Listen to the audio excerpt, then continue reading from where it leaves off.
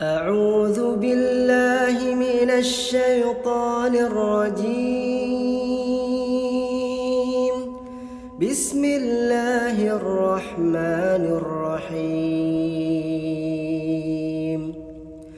ألف لام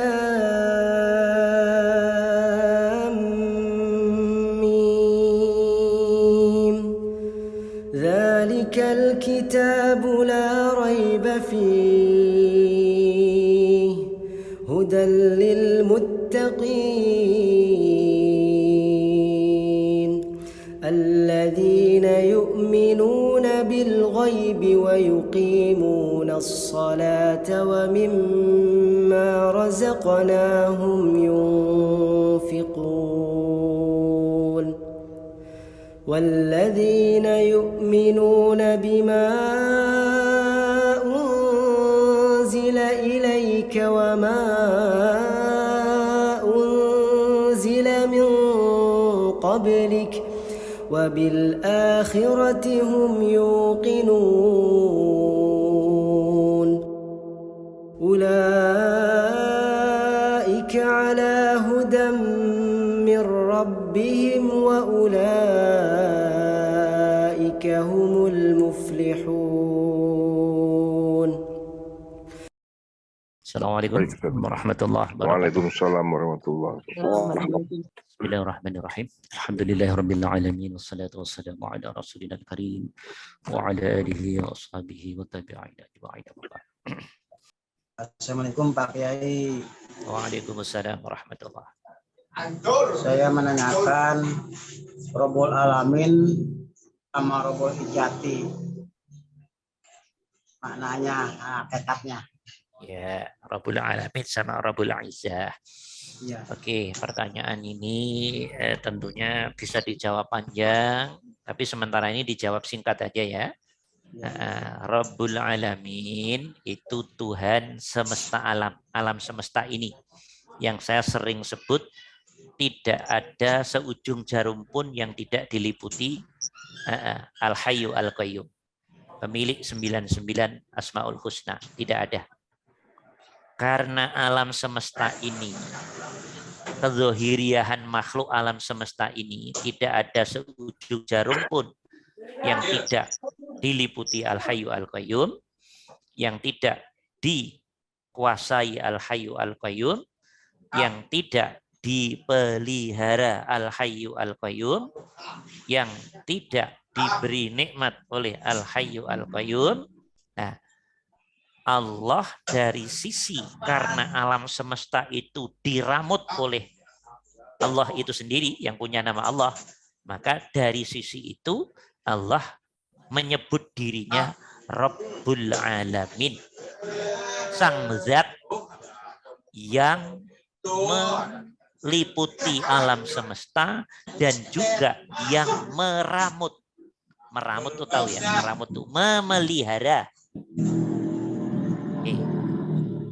Memelihara semua manusia dengan dosisnya masing-masing, memelihara seluruh jin, memelihara seluruh setan, memelihara seluruh iblis, memelihara seluruh malaikat, memelihara seluruh hewan, memelihara seluruh tumbuhan, memelihara angin, air, api, tanah, semuanya tanpa kecuali.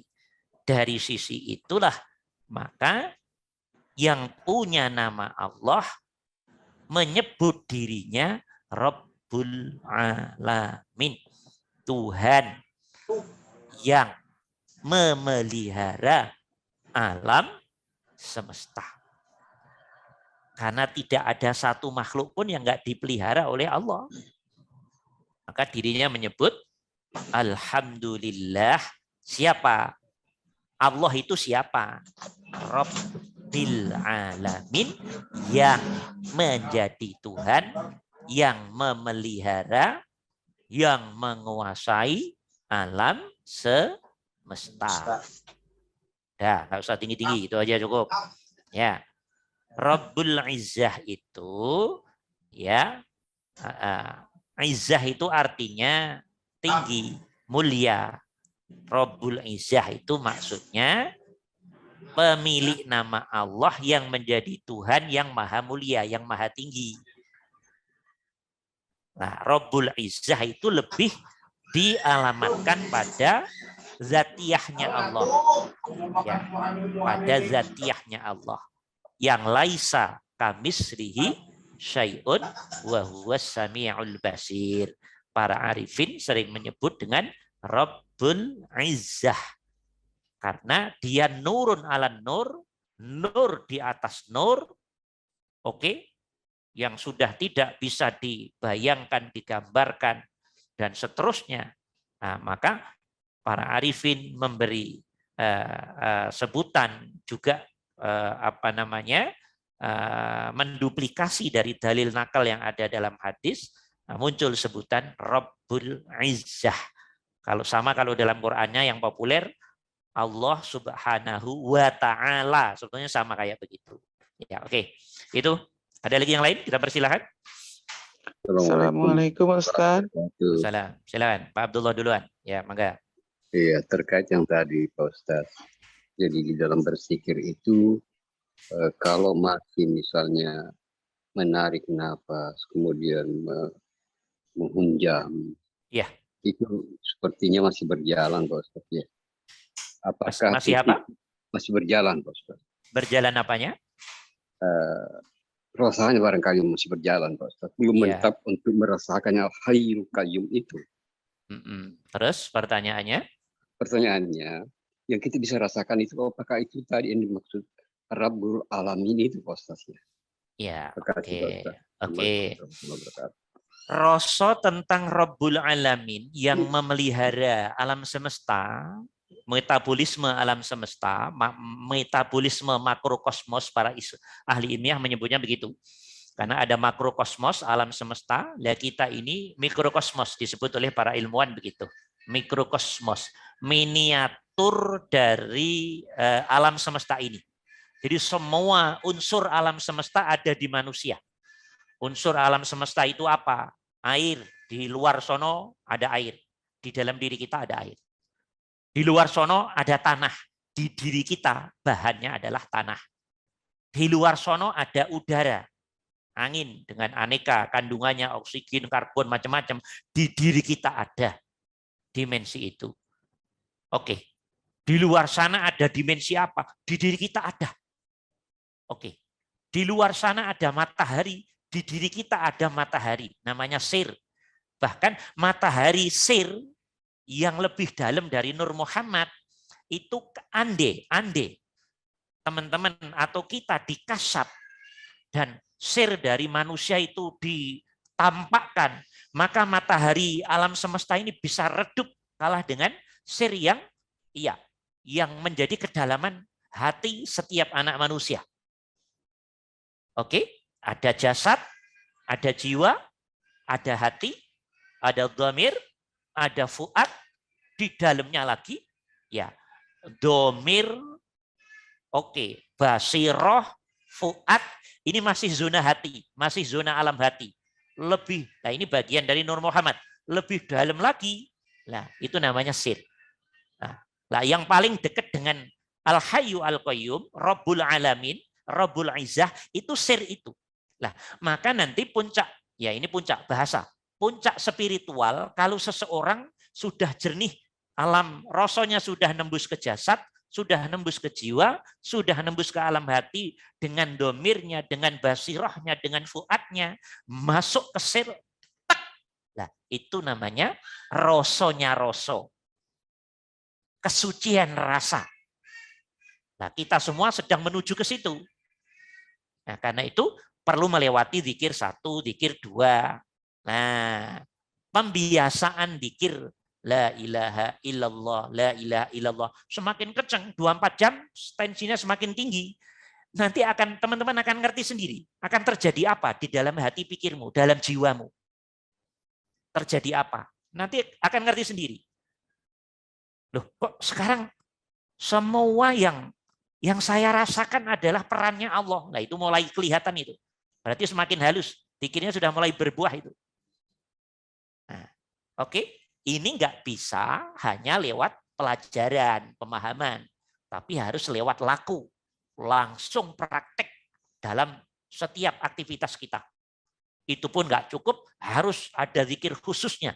Habis tahajudnya atau habis subuhnya, manteng madep ke Allah tanpa ada gangguan apapun, namanya zikir khusus. Untuk melatih seluruh metabolisme tubuh dengan anatominya, biar benar-benar terbiasa ngadep ke Allah dengan kekhuduran, kekhusyuan, ketawajuhan yang tinggi. Nah, seperti itu. Nah, nanti akan ada apa? Nanti Allah sendiri yang akan memberi dan teman-teman akan ngerti nanti perubahan di diri aku, loh kok jadi begini ya? Nah, itu nanti akan ngerti yang saya sering bilang roso. Nanti teman-teman akan paham sendiri, diberi paham oleh Allah. Lu ini tah, loh gitu. Ya, seperti itu gambarnya Pak Abdullah. Itu zikir 2. Ya, diistiqomahkan dulu, habis tahajudnya 1 jam paling tidak, atau habis subuh fokus 1 jam, habis fokus. Nah, di luar itu ya tetap terus membiasakan hati pikir, jangan sampai hati pikir kosong. Oke, tantangan bagi para arifin, bagi para salik yang menuju Allah, hati pikir kosong. Ini pantangan ini, karena hati pikirnya sesat, lalai. Nggak boleh. Itu yang bikin hati gundah, hati kelabu, hati ngambang, hati gerangsang, hati susah untuk bersyukur, hati susah untuk ridho, itu karena hati kita banyak bolongnya. Ya, banyak bolongnya, banyak absennya untuk ya menghadap Allah. Jadi semakin tingkat keabsenannya, tingkat bolongnya hati pikir nggak ngadep ke Allah itu semakin tinggi, disitulah ada rasa hidup ini tidak nyaman, ngambang, gerangsang, kurang aja, ada hal yang nggak beres aja. Oke, jadi ada rasa ganjil terus di hati dan pikiran. Kenapa? Tanda hati kita masih banyak kosongnya dari Al-Hayyu Al-Qayyum, dari Rabbul Izzah, sang pemilik nama 99 Asmaul Husna, sang pemilik nama Allah yang selalu memelihara kita dan metabolisme kita manusia dan metabolisme seluruh makhluknya di alam semesta ini. Oke, seperti itu ya Pak Abdullah, paham? Terima kasih Pak. Ya oke. Dibiasakan, diistiqomahkan semua. Ini bukan ilmu omongan. Ini ilmu laku. Semua harus laku. Kalau mau jadi orang yang makomnya tinggi, derajatnya tinggi di mata Allah, jangan ngomong doang, jangan paham doang, tapi laku. Mengamalkan beneran dengan istiqomah. Oke, clear ya? Ya oke, silakan Bu Sri Anita. Assalamualaikum Pak Ustadz. Waalaikumsalam warahmatullahi. Selama ini saya tuh agak sulit ya, walaupun sudah mencoba untuk berzikir, untuk connect kepada Allah itu sangat sulit. Sehingga terjadi peristiwa 2 minggu yang lalu, saya sakit sempat ke UGD. Terus saat di situ saya udah pasrah, bahkan udah mandi dan lain-lain, mempersiapkan sholat sunat taubat. Tidak lama setelah pulang dari rumah sakit itu, kok saya langsung bisa memahami gitu zikir nafas itu yang Allah itu. Sampai sekarang kalau mengingat Allah langsung connect gitu Ustaz. Jadi saya udah mencoba dengan sekuat tenaga, dengan berusaha semaksimal mungkin, nggak bisa connect gitu. Tapi lewat peristiwa sakit itu, dan saat saya sakit itu seperti ada yang nuntun, 3:30 pagi itu saya mandi, terus mandi, kemudian saya sholat sunat tobat 2 rakaat. Saya ingat tuh 3:30 pagi, saya bilang, ya Allah, kalau memang ini udah saatnya, maka mudahkan. Saya bilang, saya yakin dan percaya kepada Engkau. Kemudian saya ke rumah sakit dan lain-lain. Setelah pulang dari rumah sakit itu, mudah gitu. Saya begitu misalnya nyebut, kita cerita nih seperti tadi gini, Allah, itu langsung connect, itu kayak Allah. Terasa ringan dan mengalir begitu saja gitu. Iya, bagus. Ya, oke. Maksudnya begitu menyebut nama Allah sudah ngerti yang dituju, Iya, apa yang iya, disebut itu. Bahasa iya, sederhananya ngerti alamat yang iya. disebut, sehingga Langsung seperti penjiwaannya otomatis aja itu. dapat, penghayaannya Iya, dapat, bisa merasakan gitu kan? iya. Ya, Artinya kayak kayak saya tidak harus berusaha untuk fokus gitu. iya, iya, benar, Tapi benar, benar, benar. sementara sebelumnya saya berusaha untuk fokus untuk gini, kok nggak Iya, dapet gitu. iya. Tidak connect ke hati gitu. Oke, bagus. Kenapa Bu Anita sebelumnya berusaha fokus ini kok nggak dapat? Itu sebetulnya begini loh, Allah pengen mengasih tahu begini. Anita, mau kamu sampai mau jemin mata sampai kayak apapun, kalau aku nggak ngasih nggak bisa, Bu Anita. Iya, Allah pengen bilang begitu doang. Cuman iya, Bu Anita belum nyadar. Di situ egonya Bu Anita masih main. Seakan-akan yang buat hudur Anita sendiri, yang buat hadir hati ke Allah Anita sendiri. Nah di situ masih terhalang egonya Bu Anita. Seakan-akan bisa tanpa Allah. iya, Nah ini syariat sering begini nih tampilan kalimatnya. Nah sementara Allah secara hakikat kita ini kalau masih meninggikan ego kita, Allah sering ngolor-ngolor di sini. Kenapa? Karena kita belum bisa duduk tawakal. Bahwa aku la haula wala quwata illa billah ya Allah. Aku pasrahkan semuanya kepadamu.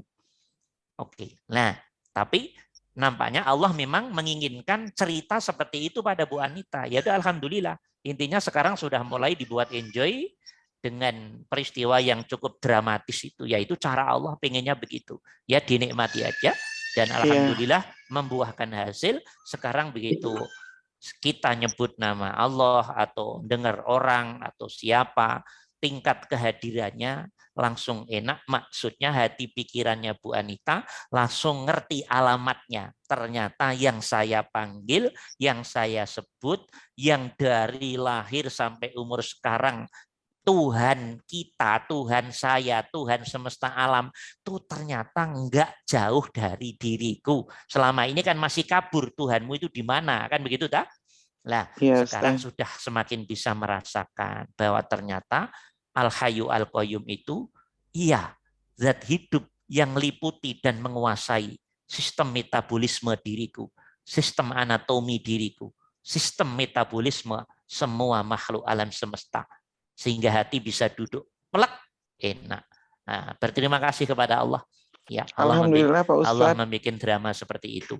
Ini tidak mudah. Ini kalau teman-teman nggak mau belajar seperti ini, nggak mau ngamalin, ya Allah, ini barang susah teman-teman. Ya, nggak main-main ini ilmu yang susah.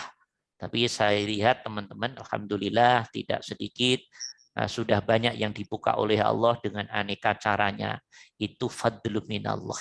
Bukan kehebatan gurumu, bukan kehebatan siapa. Allah sendiri yang ngatur dengan aneka sebab akibatnya. Bisa dimengerti? Berterima kasih kepada Allah, bersyukur, syukuran kasir kepada Allah. Ya, oke. Alhamdulillah rabbil alamin. Ada lagi yang lain? Sementara itu. Ya, oke. Yang lain ada? Ya, Assalamualaikum Pak Kiai. Ya, waalaikumsalam warahmatullahi wabarakatuh. Ya, Alhamdulillah jumpa lagi ini. Sehubungan dengan pertanyaan di minggu-minggu yang kemarin itu, Ya, ini saya lanjutkan karena ini ya kayaknya seperti ada sinkron sedikit dengan beberapa teman yang lain bertanya. ya. Begini Pak Kiai, dalam hal pengenalan bahwa yang hidup itu meliputi pohon, batu-batuan, Iya. sama semua. Tetapi ternyata ada bedanya. Apa bedanya? Kesempurnaan daripada yang hidup itu ada kepada manusia. Benar.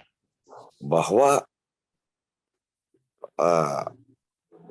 yang dimaksud dengan hidup meliputi itu, minta tolong Pak Kiai, kalau memang saya salah tolong dibetulkan.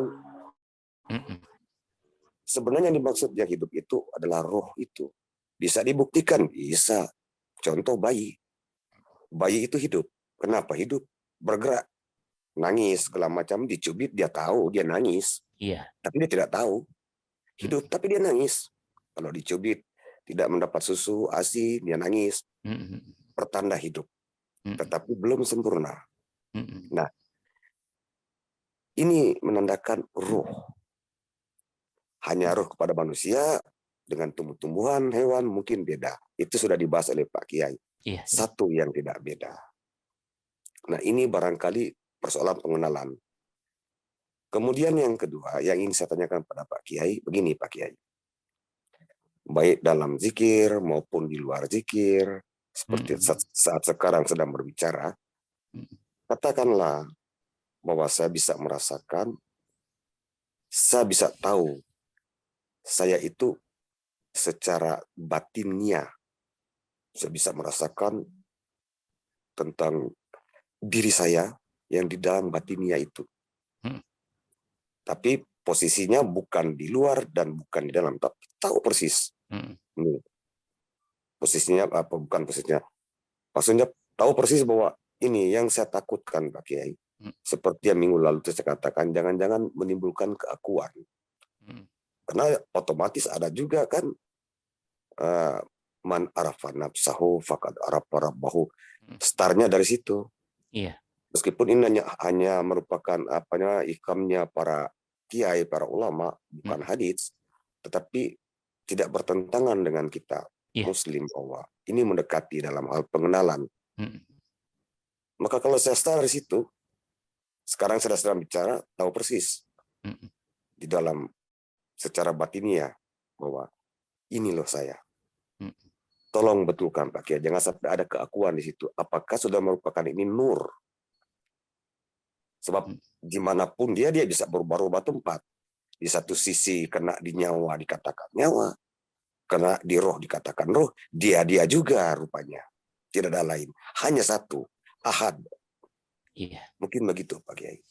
Ya, ini kalau dibahas tinggi ya, saya belum berani membahas terlalu tinggi. Di sini banyak manhaj ya, banyak cara. Tapi yang terpenting Pak Muhtar Jufri, apa yang dirasakan, yang disadari, yang diketahui, itu sebetulnya sudah perkembangan spiritual yang sangat bagus sekali. Yang penting jangan sampai merasa akunya Jufri yang makhluk ini adalah akunya Tuhan, akunya Allah. Ya, kita lebih setuju dengan nazariyahnya Imam Asy'ari. Imam Asy'ari bernazariyah begini. Jadi la ilaha illa ana. Tidak ada Tuhan kecuali la ilaha, tidak ada Tuhan illa ana, kecuali saya. Saya siapa? Bukan saya gerobak makhluk ini, jasad yang bisa busuk ini, bukan. Oke. Ana yang dikonsepkan oleh Imam Asy'ari, ana yang tidak pernah mati, yang meliputi jiwa, yang menjadi rahasia ruh. Ana. Apa maksudnya la ilaha illa ana? Kalau di dalam-dalamkan, la wujuda illa ana. Tidak ada wujud yang hakiki kecuali ana. Ana siapa? Ana yang bukan gerobak ini, yang bukan jasad benda kasar ini. Iya, paham. Karena kalau yang ana Jufri, ana Dadang, ana Sri Anita, ana Haris, ana seluruh nama anak manusia di dunia, seluruh nama jin, seluruh nama setan, seluruh nama malaikat, ananya semua akan mati. Akan fana. Berarti keanaan makhluk hanya nisbi, hanya sementara, hanya diadakan, hanya diwujudkan. Berarti bukan ana hakiki. Yang ana hakiki, la wujuda illa ana. Tidak ada yang wujud kecuali ana. Ananya siapa? Ana yang alamatnya zat hidup yang meliputi ananya makhluk. Ini kalau terlalu tinggi nanti stres semua nih. Tapi mudah-mudahan kuat. Mudah-mudahan kuat. Ya, saya tinggikan lagi. La wujuda illa ana. Apa maksudnya lebih dalamnya lagi? La ana illa ana. Tidak ada aku kecuali aku. Maksudnya bagaimana? Ya, aku yang hakiki itu ya aku yang zat hidup itu. Yang liputi akunya makhluk. Kalau akunya makhluk, itu bilang aku hanya berlaku untuk hitungan jam, hari, minggu, bulan, tahun. Setelah itu mati. Maka nggak ada lagi aku. Tapi la ana ila ana, tidak ada aku kecuali aku. Itu aku, al-hayyu al-qayyum, rabbul alamin, rabbul izzah, nurun ala nur, yang liputi akunya kemakhlukan. Yang liputi akunya alam semesta. Yang liputi akunya jin. Yang liputi akunya malaikat. Yang liputi akunya setan. Yang liputi akunya iblis. Yang liputi akunya hewan. Yang liputi akunya tumbuhan. Oke? Nah, juga kalau dalam konteks anta. Dalam konteks anta, la ilaha illa anta. Subhanaka inni kuntu minaz zalimin. Kan begitu tak? Ya. La ilaha, tidak ada Tuhan illa anta, kecuali engkau. Engkau yang mana? Engkau yang ana tadi. Karena bagi Allah ana anta itu tidak ada bedanya. Itu hanya ekspresi bahasa.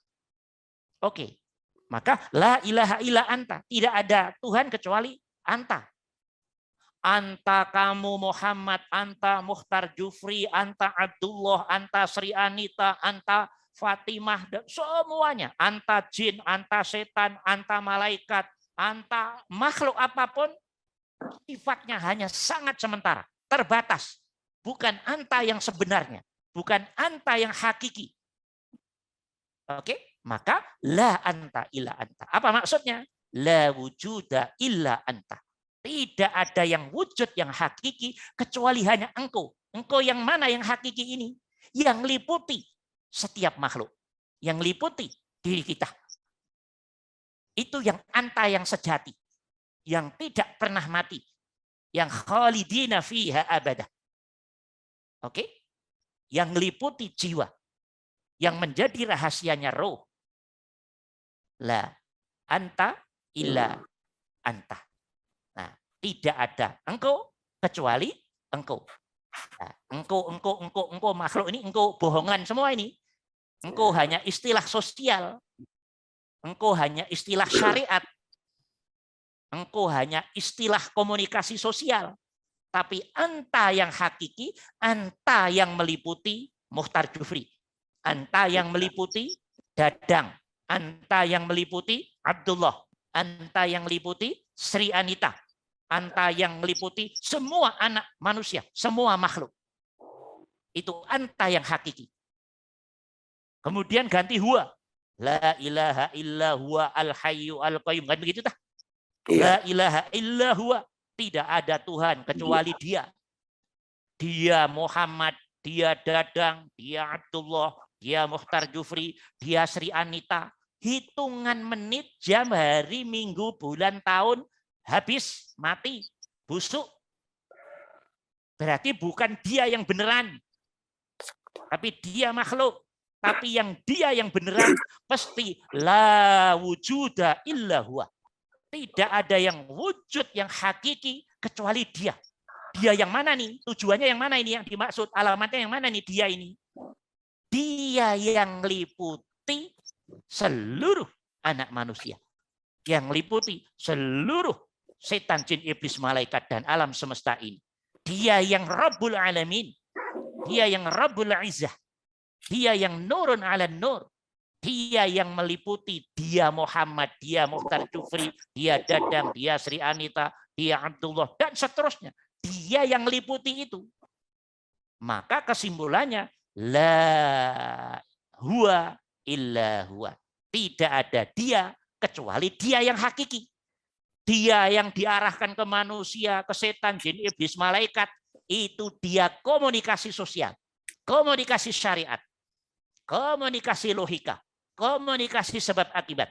Tapi yang hakikatnya dia, maka la huwa illa huwa.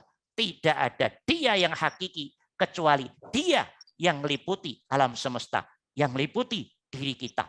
Maka la ilaha illa ana letaknya ya meliputi diri kita.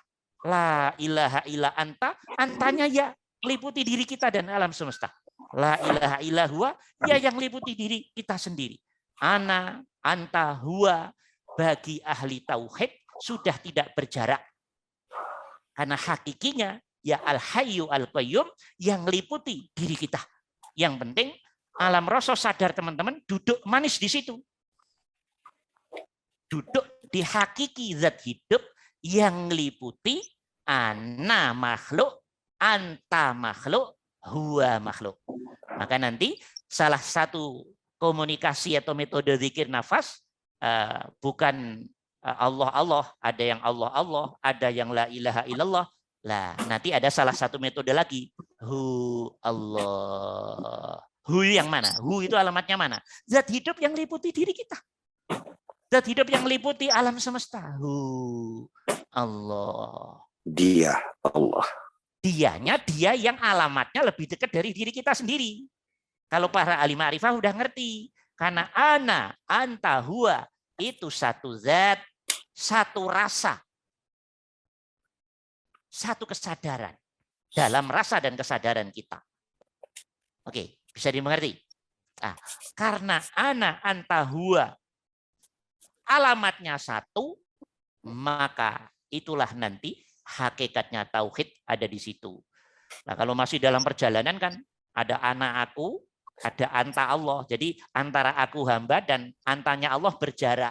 Itu masih proses tauhid. Masih jauh itu. Tapi nggak apa-apa, itu proses. Nah, kalau sudah jadi, wong Allah ngeliputin diri kita kok. Rasa sadarnya sudah paham, sudah ngerti. Mana yang dituju dari yang punya nama Allah itu. Nah, untuk bisa begini, butuh ilmu, butuh laku, butuh zikir, laku zikir maksudnya. Butuh istiqomah, butuh laku ikhlas. Nah, itu gambaran umumnya seperti itu, Pak Jufri. Nah, ya. Sampai itu dulu saja, jangan tinggi-tinggi. Sampai sebentar, ini sudah dulu. Bagus. Ya. Saya akan kejar dulu sedikit, Pak Kiai. Ya, bisa dimengerti ya? Ya. Oke. Takutnya saya, dengan mendengar penjelasan ini, jangan-jangan kita terjerumus seperti pahamnya Al-Halaj. Iya. Itu satu. Kalau saya turunkan lagi pertanyaan saya kembali kepada yang tadi. Bahwa saya menyadari akan keberadaan jati diri saya menempati gerobak ini. Iya. Saya menempati kendaraan ini. Nah, inikah yang inna lillahi wa inna ilaihi rajiun? Atau itukah yang dikatakan hamba? Iya, benar. Ya, gerobak itulah hamba. Ketika Al-Quran menyebut bashar, al-insan, an-nas, al-anam, itu ya gerobak ini, hakikatnya jasad ini. Yang disebut akan mati, akan busuk, itu ya ini kehambaan, dimensi kedzohiriyahan kita yang disebut jasad, badan kasar, raga, jisim, inilah kehambaan yang disebut dalam Al-Quran. Nah, bukan hanya kita, jin, setan, iblis sama, punya dimensi kasarnya pada sisinya masing-masing. Hewan tumbuhan juga sama. Tapi di balik kebersamaan kezahiriyahan ini, wa kanallahu bikulli syai'in muhit, dan adalah Allah yang punya nama Allah, yang punya nama 99 Asmaul Husna, yang punya nama Nurun 'alan Nur, meliputi kezahiriyahan makhluk ini. Teman-teman duduknya di ayat wa kanallah bikulli syai'in muhita. Teman-teman duduknya di ayat ala innahu bikulli syai'in muhita. Teman-teman duduknya di ayat wa nahnu aqrabu ilaih min hablil warid. Teman-teman duduknya di ayat wa huwa khalaqakum wa ma ta'malun. Dia yang buat kalian dan juga setelah membuat kalian nggak dilepas, tapi bersamaan itu dia juga membuat perbuatan pada dirimu.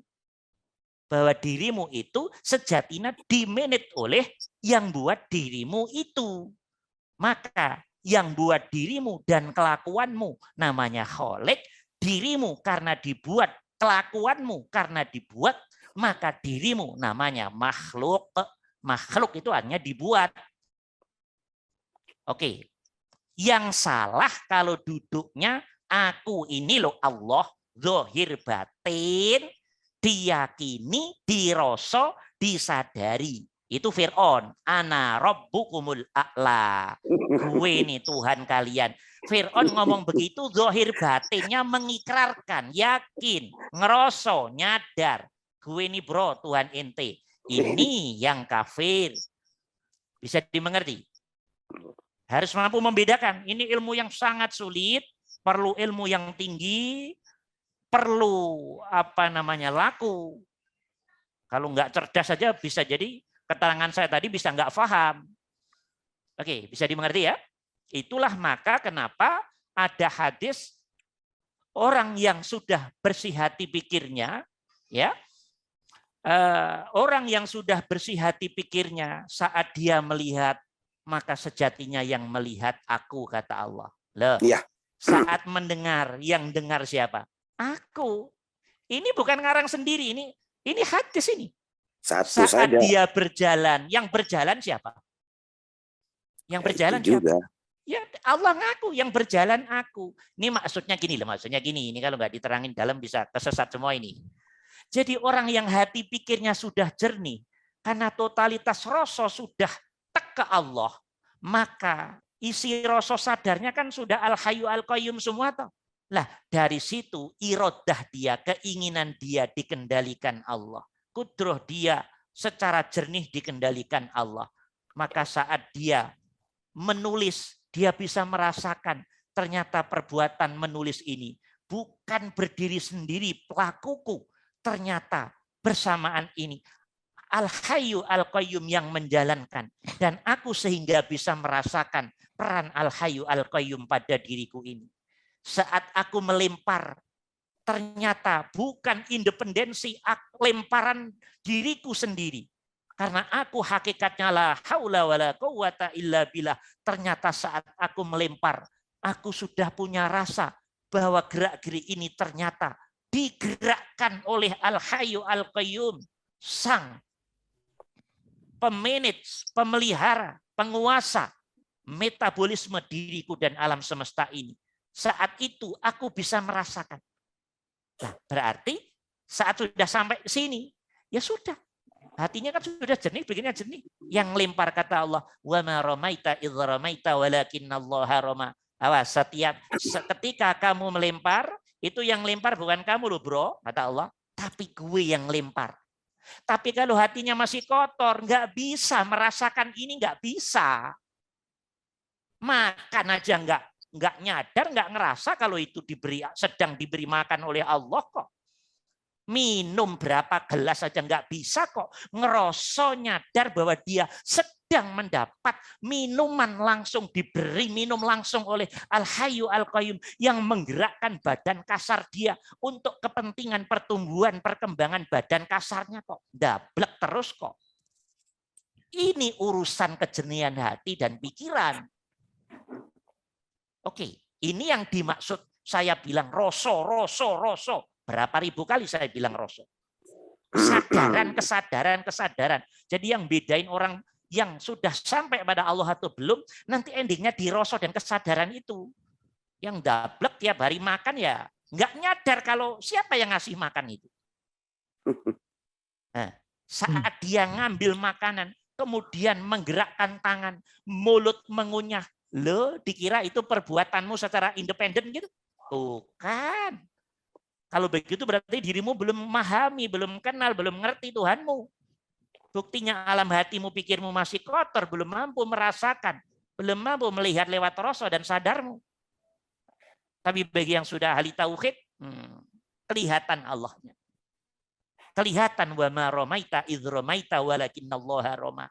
Saat makan, ngerasa nyadar ternyata yang ngasih makan langsung Allah.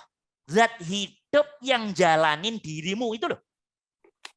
Yang gerakan tanganmu ngambil makanan, kemudian masukin di mulut. Setelah masuk di mulut, diproses secara luar biasa hebatnya jadi energi. Itu bukan peranmu. Itu peran Tuhan kita, Rabbul Alamin. Cuman kita sok suka paham doang, tapi belum mampu merasakan, menyadari. Lah, iman disebut iman, kalau di hati pikirnya sudah mampu rasa, ini sudah wujud. Sadar ini sudah wujud. Sudah wujud ya. Kalau masih paham doang, itu belum beriman. Iman dalam proses. Atau iman dalam anak TK, iman masih SD. Dari mestinya kuliah, gitu lah. Jadi tandanya iman kepada Allah itu apa? Wujudnya rasa di hatimu, pikiranmu. Tentang perannya Allah, peliputannya Allah pada diri kita. Itu yang bedain antara orang kafir dan tidak kafir itu hanya di situ sebetulnya. Ya, paham ya Pak Muhammad Jufri? Ya, berbeda. Nanti jangan jauh-jauh, jangan bahas al-halat, bahas itu kajiannya tinggi-tinggi, butuh perjalanan yang panjang, itu harus mengkaji kitabnya, harus ini. Terlalu tinggi, nggak usah ngaji teori-teori dulu. Kalau yang begitu penting, saya kejar lagi Pak Kiai. Ya, yang penting duduk kita melihat bahwa kita ini diliputi al-hayyu al-qayyum. Ayatnya mana? Wa kanallahu bikulli syai'in muhito. Mana ayatnya? Ala innahu bikulli syai'in muhito. Mana ayatnya? Wa kanallahu bikulli mana? Wa huwa khalaqakum wa ma ta'malun. Mana ayatnya? Wa nahnu aqrabu ilaih min hablil warid. Mana ayatnya? Wa huwa ma'akum aynama kuntum. Mana ayatnya? Wa ma ramaita idz ramaita walakinnallaha ramat. Banyak ayat yang lain. Hati teman-teman yang penting duduk di situ. Jadi harus ngerti, oh ini aku yang badan kasar ini. Nah, di dalam badan kasar bisa bergerak, bisa berfungsi, bisa beraktivitas. Ternyata tidak independensinya badan kasar. Ada badan halus, namanya jiwa, namanya nafas. Yang dalam jiwa ada instrumen penting namanya hati, akal. Oke, dia goib, dia sifatnya nur. Umpama badan kasar kita ini dilindes oleh truk tronton sampai gewepeng peng. Ya, oke, hancur lebur lah. Tapi badan halus kita tetap normal, nggak ada luka, nggak ada apa, tetap karena dia sifatnya nuriyah. Nah, badan halus yang disebut dalam Al-Quran an-nafas, jiwa inilah, ini diliputi oleh roh. Roh ini nyimpan rahasianya Allah. Dah hati duduknya di situ saja. Sambil nunggu kemakrifatan dari Allah. Nanti Allah sendiri yang ngajarin. Kalau makrifatnya semakin tinggi. Belum tentu saya nge-share ilmu tingkat tinggi, teman-teman mampu memahami. Bisa jadi gila, bisa. Mengerti? Iya. Nah, di situ. Mau gila? Enggak kan? Nah, kalau enggak mau gila udah dibatasin saja. Dengan singkat. Ya, oke ya, clear ya? Ya, nah ini bahasa canda aja maksudnya. Ya. Gini Pak Kiai. Seandainya begitu saya sadar datang ke dunia, kok bukan di sini tempat saya, bukan di gerobak ini, di sana tuh di pohon kayu. Terus apakah yang itu yang dimaksud, yang di batin ini, yang sehubungan dengan tadi pertanyaan saya Pak Kiai? Kalau seandainya dia tidak menepati diri ini, yang bisa digerakkannya, ini kan bisa bergerak, bisa bicara. Ya. Tapi bagaimana kalau ditempatkan di pohon pisang sana? Ya, apa dia bisa bergerak? Jadi apakah Allah yang satu itu yang dicari? Jadi begini Pak Muhammad Jufri, alam semesta ini gerak-gerik tunggal. Teman-teman jangan lihatnya parsial. Jadi alam semesta itu sejatinya gerak-gerik tunggal. Gerak-gerik tunggalnya al-hayyu al-qayyum. Kalau dilihat parsial, nah, Pak Mukhtar Jufri dan kurang lebih berapa miliar anak manusia, jin jumlahnya banyak sekali. Semua gerak-geriknya karena efek peliputan, penguasaan, pemeliharaan al-batin, al-muhit. Oke, al-batin itu dimensi batin, Asmaul Husna. Al-muhit, zat yang meliputi, ya al-batin itu sendiri. Oke. Al-Hayyu Al-Qayyum, Al-Batin Al-Muhit, itu ya Al-Hayyu Al-Qayyum, zat hidup yang meliputi setiap sesuatu itu. Satu alamat. Jadi karena itu kalau orang-orang yang sudah makrifat, mau terjadi apapun di alam semesta ini, dia akan diam cep karena ngerti semuanya gerak-geriknya Al-Muhit. Semua gerak-geriknya, af'alnya, aktivitasnya Al-Batin. Semua gerak-geriknya, af'alnya Rabbul Alamin. Semua hakikatnya, gerak-geriknya Sang Maha Tunggal Al-Khaliq yang mencipta alam dan mencipta perbuatan atau aktivitas atau hukum-hukum atau pertumbuhan perkembangan dari alam itu sendiri. Hatimu sudah sampai mana nih duduknya di sini ini? Kalau masih terkecoh ini, berarti belum sampai, itu masih perjalanan. Hatimu masih bingung.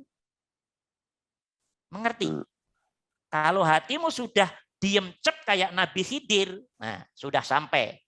Kalau masih kayak Nabi Musa, dikit-dikit protes, syariatnya kenceng, hakikatnya masih lah. Nabi Musa kan, wah ahli syariat itu, wah syariat oke, akidah oke, tapi hakikat ternyata loh. Maka begitu suruh berguru pada Nabi Khidir, kata Allah, ada orang yang lebih pintar dari ente Musa. Oh begitu ya Allah, ya kamu coba berguru ke dia. Nah, kan hanya satu permintaannya Nabi Khidir. Satu syaratnya, kamu nggak boleh bertanya. Oh, Nabi Musa pede, siapa pasti bisa ini. Dibilang Nabi Khidir, kamu nggak akan bisa, nggak akan kuat Musa, nggak akan kuat. Kenapa? Nabi Khidir ngerti, Nabi Musa masih diwarnai, iya, kesyariatan. Oke, hukum akal, hukum sebab akibat. Nah, sementara hakikat sudah melihat sesuatu dari kholiknya, dari sumbernya. Dengan kehalusan hati dan pikirnya. Maka orang yang sudah masuk ke ilmu-ilmu hakikat, pasti banyak diemnya. Memang karena semua kejadian itu perbuatan Allah sendiri. Tapi ahli logika pasti akan berantem rame. Harus terjadi begitu. Karena alam harus terjadi seperti itu. Kalau sudah adem ayem tentrem ya, surga namanya. Jadi selama masih di dunia harus terjadi level-level itu. Level yang suka berantem, level yang suka, harus ada begitu. Biar kehidupan ada warna. Oke, seperti itu ya. Nah, maka Nabi Musa, begitu Nabi Khidir ngelubangin perahu, langsung. Gak bisa ini perahu dilubangin. Lah, udah. Dia nggak ngerti Allah punya rahasia apa. Oke? Ternyata gagal Nabi Musa. Yang kedua ada anak lagi main, ditempeleng sama Nabi Khidir. Sampai mati itu. Nah, Nabi Musa tentunya protes secara logika, sebab akibat, hukum syariat, hukum sosial. Siapapun akan protes. Ini nggak benar ini orang. Masa katanya alim soleh, bunuh orang. Loh, udah toh? Hanya suruh nggak mau, suruh diem. Maka ilmu yang paling tinggi ilmu diem. Maksudnya diem yang memahami, mengerti, menyadari, merasa bahwa ternyata semua kejadian di alam semesta tidak ada yang ilegal, tapi semua legal di bawah izinnya Allah. Itulah makna ayat wa ma tasqutu min waraqah illa biidznillah. Tidak ada satu helai daun pun jatuh kecuali di atas ACC-nya Allah, dengan izinnya Allah. Apa artinya? Semua gerak-gerik alam semesta ini sejatinya ya gerak-gerik irodah kudrohnya Allah sendiri. Ya gerak-gerik kodok takdirnya Allah sendiri. Hanya yang belum makrifat sukanya protes terus.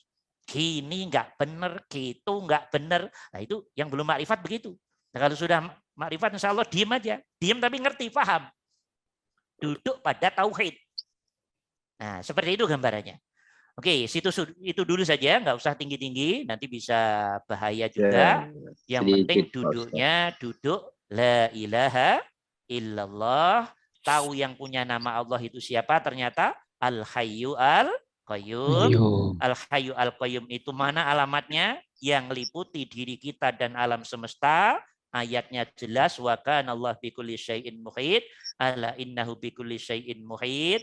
Yang liputi diri kita itu lebih dekat dari urat nadi kita. Kenapa? Ayat bilang, wa nahnu aqrabu ilaihi min hablil warid. Saat kamu melakukan sesuatu, jangan kamu aku-aku. Karena sesuatu yang kamu lakukan dari kebaikan demi kebaikan, itu sebetulnya sengaja dikirim oleh Allah untuk nikmatmu. Kalau zahir namanya nikmat kasat mata zahir, nikmat jasmani. Kalau ruhiyah batiniah namanya sifat, namanya nikmat ruhiyah. Kita harus dewasa melihat baik nikmat yang zahir, makan, minum, dan seterusnya. Itu yang ngirim ya Allah, yang beri ya Allah, tinggal dirimu mampu merasakan apa tidak. Itu yang jadi masalah. Demikian juga nikmat yang batiniah, sholat, zikir, dan seterusnya. Rasakan itu kirimannya Allah, perbuatan yang didorong oleh Allah untuk diri kita. Maka dirimu harus melihat yang dorong, yang ngirim, yang membuat perbuatan itu untuk diri kita. Karena dikirim, karena diberi, ya jangan sok gede kepala dong. Justru harus silem dan melihat yang memberi tanpa melihat diri. Itulah namanya tauhid. Itulah berarti namanya ikhlas, lillah. Nah, seperti itu. Dah, duduknya di sini saja. Nanti terlalu tinggi belum sampai bisa bahaya. Nah, jadi semakin ilmunya tinggi, zikirnya tinggi, kemudian ikhlasnya tinggi, nanti Allah sendiri yang akan ngajari. Dah, untuk sementara malam ini mudah-mudahan ada manfaatnya. Ini aja teman-teman. Alhamdulillahirabbil alamin ya. Mudah-mudahan ada manfaatnya. Cukup sekian. Assalamualaikum warahmatullahi wabarakatuh. Waalaikumsalam warahmatullahi wabarakatuh. Terima kasih.